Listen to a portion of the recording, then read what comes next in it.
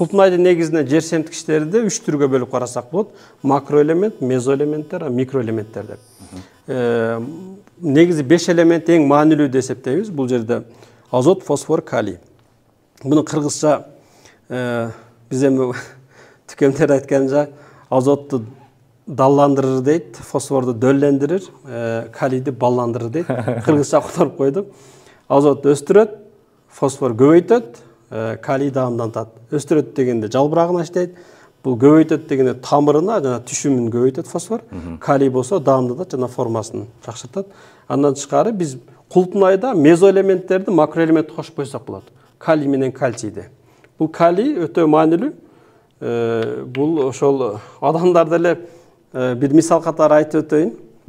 35тен ашкандан кийин негизи футбол ойногондо кол сынышы мүмкүн, башка болушу мүмкүн. Бул адамда ошол кальций чыгара турган элемент жакшы иштебей калгандыктан кальций путу кол сынат. Ошол сыяктуу эле култунайда да кальций эң маанилүү элементтерден бирөөсү. Ошондуктан буну биз макроэлемент кошуп койсок да култунайда. Та минералдык микроэлементтер болсо булар күкүрт, темир, жез, айрыкча күкүрт бул маанилүү. Мисалы сульфат калий, сера.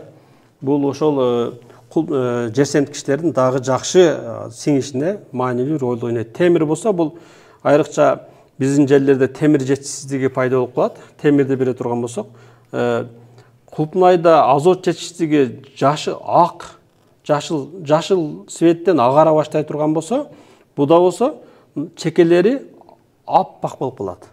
Ошондо темир жетишсиздигин пайда кылат. Бул жакта башка элементтер дагы бар. Негизи эң эле маани бере турган нерсе бул макроэлемент. Култунайга 5 өз негизи макроэлемент 3 дейт, биз 5 деп койсок болот.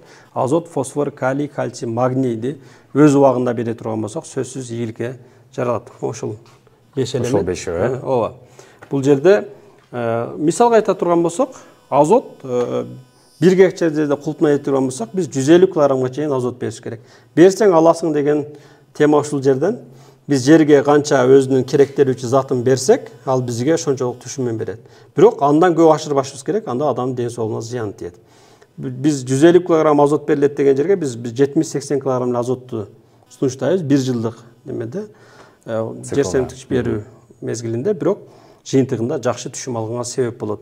Мындай айтканда, жер семткич эң маанилүү нерселердин ролду аткарат, түшүндүүлүктүн. Ошондуктан биз бул жер семткичтерди өз убактында бере турган болсок, жакшы болот. Мисалга айта турган болсок, мына жерде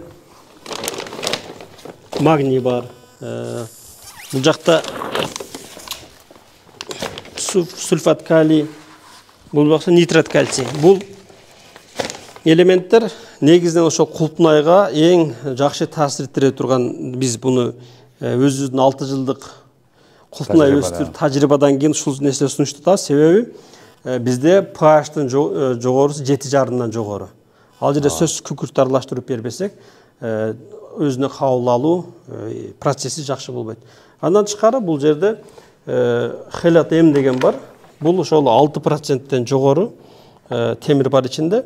Бул ошо 7,5-дан жогору болгон pH жогору болгон жерлерде темир жетишсиздигин жакшы камсыздап берет.